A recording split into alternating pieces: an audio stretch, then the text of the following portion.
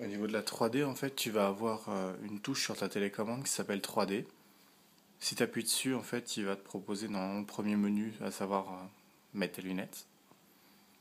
Et une fois que c'est fait, le deuxième va te demander quel est le type de 3D que tu veux. Donc si c'est une 3D pour n'importe quelle chaîne qui ne serait à la base pas utile en 3D, par exemple là je suis sur W9, normalement elle n'est pas en 3D, bah, tu peux quand même convertir en fait de la 2D à la 3D, la profondeur sera pas énorme, mais c'est quand même un petit effet de 3D que tu as.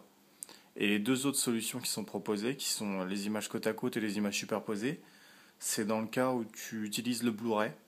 Donc je vais te donner un exemple.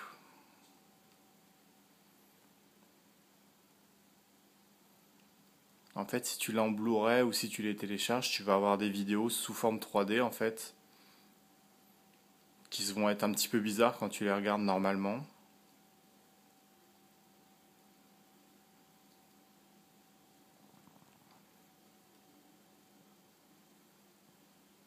Comme tu le vois, les images en fait sont superposées.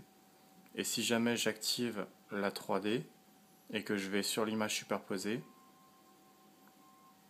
ça va les jumeler de manière à ce que je puisse regarder en 3 dimensions. Donc là, tu le vois pas forcément sur l'écran, mais l'image est floue, ce qui est normal puisqu'il faut mettre ses lunettes pour voir en 3 dimensions. Voilà.